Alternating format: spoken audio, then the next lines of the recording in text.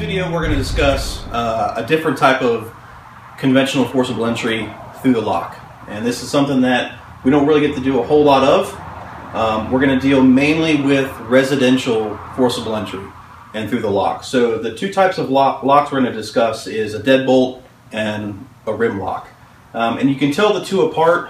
Typically a deadbolt will sit out a little further than a rim lock. Rim lock's a little flusher to the door. A rim lock is really nice for conventional through the lock forcible entry. It pulls really well. The deadbolt is a little fatter. It won't fit with the K-tool as well, and also with the rim lock, the K-tool won't work. You can see with the K-tool, it's not going to have any bite on a rim lock. The rim lock sits a lot flusher to the door than a regular commercial deadbolt would, and it's also not going to fit on a residential deadbolt. So the only method we really have for going conventional through the lock with a rim lock is to use an officer's tool, O-tool, or we can use an axe to basically shear the lock off. All right. So the differences between a rim lock and a deadbolt and a commercial style is basically on the back side of this lock. It's called a stem lock.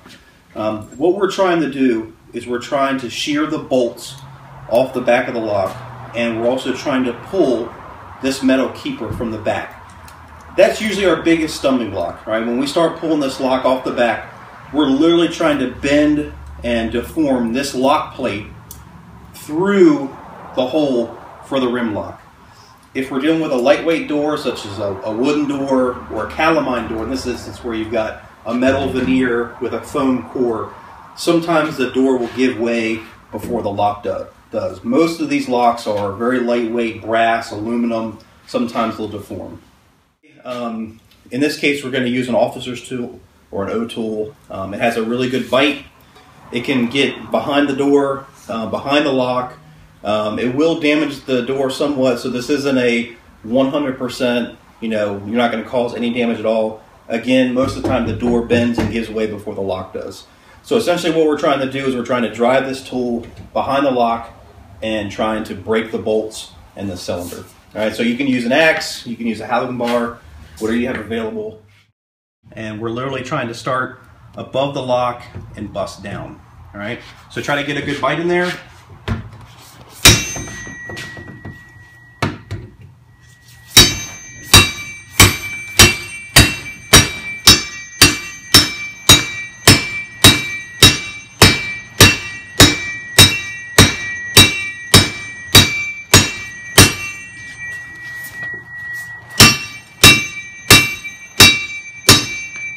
All right, once we get behind it, again, it might not work the first time. You can see how the bolt and the lock actually deforms down, and we're actually just knocking it out of the way.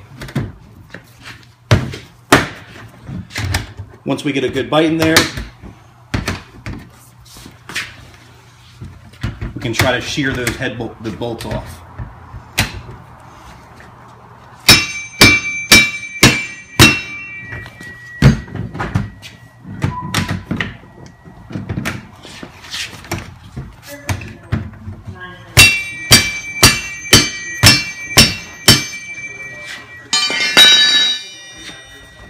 The cylinder pulled, we can kind of see what we're dealing with.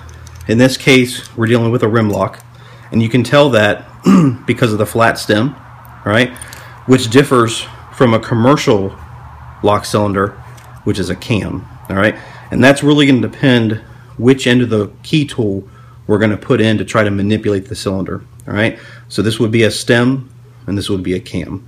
So you can kind of see what we were talking about with these are the back plates that are found on the rim locks, and this is actually attaches to the back of the door before the hardware gets mounted to the back of the door. And this is literally what you're trying to pull through the back of the door with your officer's tool or your axe.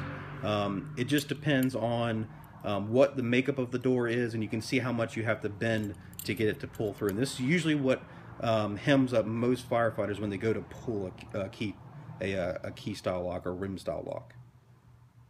All right, so now we can see the inside of our cylinder and the back side of the rim lock. All right, you can see the cross pattern, which basically means because of the flat, we're going to use this end of our key tool. We're going to go in and we're going to manipulate the lock.